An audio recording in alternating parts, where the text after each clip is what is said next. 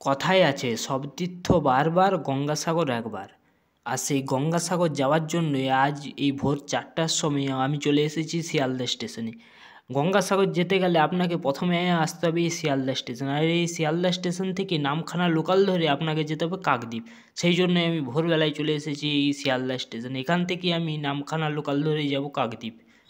Ticket কেটে display বোর্ডের দিকে নজর চলে যায়। ডিসপ্লে বোর্ডে দেখতে পাই যে লক্ষ্মীকান্তপুর শিয়ালদা লোকাল 15 নম্বর প্ল্যাটফর্মে আসছে, মানে শিয়ালদা থেকে লক্ষ্মীকান্তপুর যাওয়ার গাড়ি 15 নম্বর প্ল্যাটফর্মে আসছে। আর আমি সেই লক্ষ্মীকান্তপুর লোকালেই উঠার জন্য আমি 15 নম্বর প্ল্যাটফর্মে চলে যাই, কিন্তু আমি কেটেছি কাকদ্বীপ পর্যন্ত, আমার টিকিট কাটা হয়েছে কাকদ্বীপ। এখন আপনাদের মনে একটাই প্রশ্ন হতে পারে যে আমি কেন লক্ষ্মীকান্তপুর লোকালে চাপবো, আমি তো কাকদ্বীপে নামবো, তাহলে তো আমি নামখানা লোকাল ধরবো। সেটা আমি অবশ্যই পরে বলবো।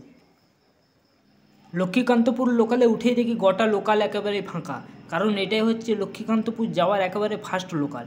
আর আমার পছন্দের সিট উইন্ডোর সাইডে আমি আমার ব্যাগ রেখে আমি চলে আসি একেবারে সে দরজার গোড়ায়।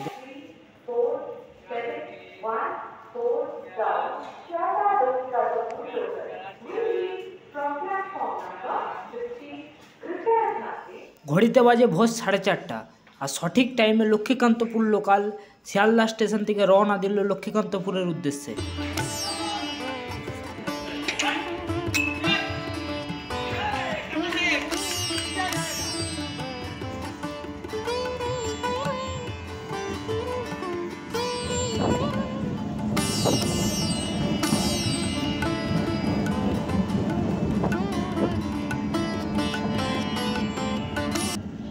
নেমে পড়েছি লক্ষ্মীকান্তপুর স্টেশনে। এবার এক জায়গায় বসা যাক, তারপর আমি পুরো ডিটেলস বলবো যে কেন আমি নামখানা লোকাল বাদ দিয়ে লক্ষ্মীকান্তপুর লোকাল ধরে লক্ষ্মীকান্তপুরে এলাম শিয়ালদা থেকে। এখন বাজে সকাল 6টা, আর এই সকাল 6টায় বাড়িতে থাকলে আমি প্রায় এখনও আমার হাফ রাত চলে। বিছানায় এখন পড়ে ঘুমাই, কারণ ঘুম থেকে উঠি প্রায় 8টায়। আর আজকে এখন আমি আছি লক্ষ্মীকান্তপুর, আমি যাচ্ছি গঙ্গাসাগর। শিয়ালদা থেকে লক্ষ্মীকান্তপুর এলাম। এবার এখান থেকে লক্ষ্মীকান্তপুর থেকে নামখানা লোকাল ধরে যাব কাকদ্বীপ, এবং কাকদ্বীপ গঙ্গা পেরিয়ে যাব কচুবেড়িয়া ঘাট, এবং কচুবেড়িয়া ঘাট থেকে গাড়িতে করে গঙ্গাসাগর কপিল মুনির আশ্রম। প্ল্যাটফর্মের একটা চেয়ারে বসে পড়েছি, এবার কিছু খেতে হবে। ভোর 4টার সময় শিয়ালদা স্টেশন থেকে ট্রেনে উঠেছি শুধু 2 কাপ চা খেয়ে। আর ট্রেনে আস্তে 1 কাপ চা খেয়েছিলাম, আর শিয়ালদা স্টেশনে 1 কাপ চা খেয়ে তার জন্য একটা হ্যাপি বিস্কুট কিনে নিয়েছি 5 টাকা দিয়ে, যে বিস্কুট খাচ্ছি। আর এই বিস্কুট খেতে খেতে বলি যে কেন আমি এই লক্ষ্মীকান্তপুরে এসে নামলাম। আসলে এই নামখানা লাইনে আমারই প্রথম আসা, এই নামখানা রুটে আমার এই প্রথম আসা। তাই আমি হোয়ার ইজ মাই ট্রেন যে অ্যাপ রয়েছে, সেই অ্যাপে যখন আমি সার্চ করি শিয়ালদা থেকে কাকদ্বীপ, কোনো ডাইরেক্ট গাড়ি সকালবেলায় দেখায়নি। আর সেই জন্যই আমি লক্ষ্মীকান্তপুর দেখেছিলাম, সেই জন্য আমি এই লক্ষ্মীকান্তপুর লোকালে এসে লক্ষ্মীকান্তপুরে নেমেছি। এখান থেকে আরও গাড়ি ধরে যাব আমি কাকদ্বীপ। আর এই বিস্কুট খেতে খেতে শুনতে পাই যে 2 নম্বর প্ল্যাটফর্মে আসছে নামখানা লোকাল, আর তারই মধ্যে দেখলাম নামখানা লোকাল চলে এলে। এবার এই নামখানা লোকাল ধরে যাব আমি কাকদ্বীপ।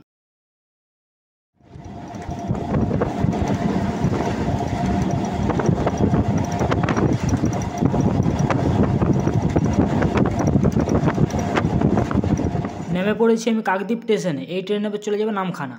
আর এই যে বড় অক্ষরে লেখা আছে কাকদ্বীপ, এই সোজাই আমাকে বাইরে যেতে হবে, স্টেশনের বাইরে। আর স্টেশনের বাইরের থেকে একটা টোটো করতে হবে, টোটো করে যেতে হবে আমাকে ফেরিঘাটে।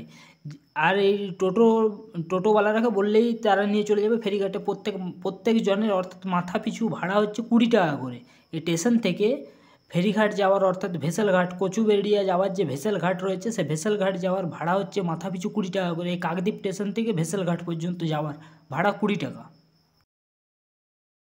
ওই দেখুন টোটো স্ট্যান্ড, ওই টোটো স্ট্যান্ডে গিয়ে বললেই যে যদি বলেন যে আমি কচুবেড়িয়া যাওয়ার ফেরিঘাটে যাব, আপনাকে নাম করিয়ে দেবে, আপনাকে কোনো লট নাম্বারের কথা বলতে হবে না। উঠে পড়েছি একটা টোটোতে। আমাদের মাথা পিছু ভাড়া পড়েছিল প্রায় 20 টাকা করে। আর সময় লেগেছিল স্টেশন থেকে ফেরিঘাট যেতে সময় লেগেছিল প্রায় 15 থেকে 20 মিনিট সময় লেগেছিল। কচুবেড়িয়া যাওয়ার যে ফেরিঘাট, প্রায় সময় লেগেছিল 20 মিনিট। নেমে পড়েছি টোটো থেকে। এই যে লেখা আছে ওয়েলকাম টু গঙ্গাসাগর, এই সোজা হচ্ছে ফেরিঘাট, তো অর্থাৎ ভেসেলঘাট। টোটো থেকে নেমে আমি হাঁটতে শুরু করে দিয়েছি। টোটো কিন্তু ফেরিঘাটের কাছে আপনাকে নিয়ে যাবে না। টোটো আপনাকে যে পিডাব্লিউডির যে গেট রয়েছে, ওয়েলকাম টু গঙ্গাসাগর যে গেট রয়েছে, যে গেট আপনাকে দেখালাম, ওই গেটের সামনে আপনাকে নাম করিয়ে দেবে। ওইখান থেকে আপনাকে লঞ্চ ঘাটের যে কাউন্টার, লঞ্চ ঘাটের যে জেটি, সেখান পর্যন্ত আপনাকে হাঁটতে হবে।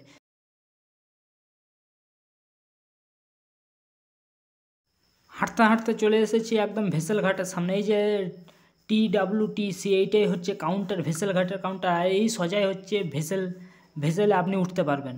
এই যে এটা হচ্ছে ভেসেলের কাউন্টার। এই যে কাউন্টার, এই কাউন্টার থেকেই কিন্তু আপনাকে 9 টাকার টিকিট কাটতে হবে। 9 টাকার টিকিট আমি কেটেছিলাম, কিন্তু আমার কাছে নিয়েছিল 10 টাকা করে, কারণ একটা খুচরো দিতে পারেনি। টিকিট কাটার পরে এই যে মানুষ দাঁড়িয়ে রয়েছে, এই সোজাই আপনাকে ভেসেলে উঠতে হবে। এই সোজাই কিন্তু ভেসেলে যাওয়ার জন্য এখানে সবাই দাঁড়িয়ে রয়েছে, অপেক্ষা করছে ভেসেলের জন্য। টিকিট চেক করে ছেড়ে দিল ভেসেলে ওঠার জন্য। এখানের ভেসেলে একটা ভালো সিস্টেম দেখলাম যে আমি টিকিট কাটার সাথে সাথে সেখানেই কিন্তু আমার টিকিট চেক করে তারা ভেসেলে তুলছে।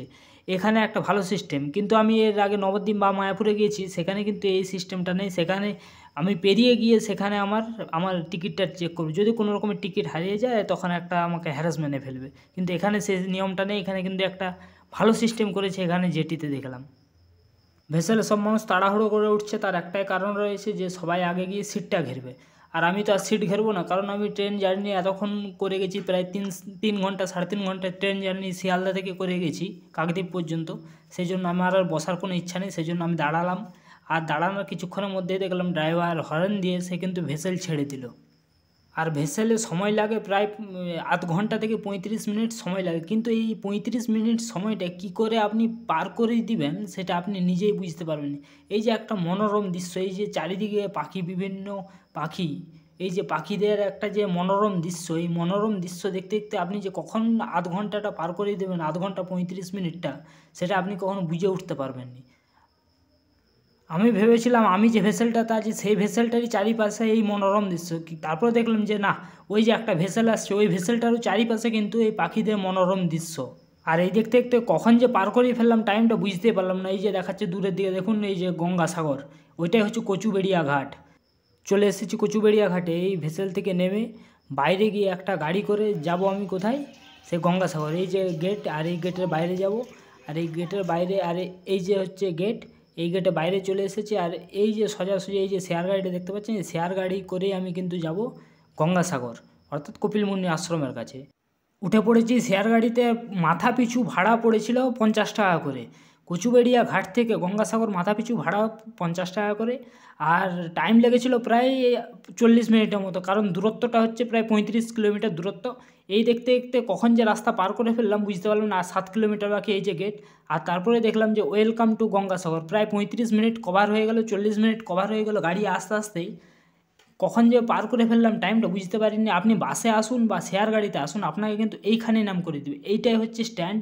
এখানে আপনি বাস বা শেয়ার গাড়ি কচুবেড়িয়া ঘাট থেকে আপনি যেসেই আসুন না কেন, আপনাকে এই স্ট্যান্ডেই নাম করাবে। আবার আপনি গঙ্গাসাগর থেকে এসে আপনি এখানেই গাড়ি পাবেন। শেয়ার গাড়ি থেকে নেমেই এখানে একটা বোর্ড দেখতে পাই, কপিলমুনি টেম্পল যুব আবাস, সবই কিন্তু এই রাস্তার দিকে দেখাচ্ছে। সেই জন্য আমিও এই রাস্তার দিকে আমরাও হাঁটতে শুরু করলাম। আপনাকে যেখানে শেয়ার গাড়ি বা বাস থেকে নামাবে সেখান থেকে কপিলমুনির আশ্রম বেশি দূর কিন্তু নয়। প্রায় 5 মিনিট থেকে 10 মিনিট হাঁটলেই কিন্তু আপনি কপিলমুনির আশ্রম বা কপিলমুনি মন্দিরের কাছে পৌঁছে যাবেন। হাঁটতে হাঁটতে চলে এসেছি আমরা একেবারে গঙ্গাসাগর ইউথ হোস্টেলের কাছে। আর এই গঙ্গাসাগর ইউথ হোস্টেল মানে যুব আবাস, এটাই হচ্ছে আজকে আমাদের রাত্রিবাসের ঠিকানা গঙ্গাসাগরে।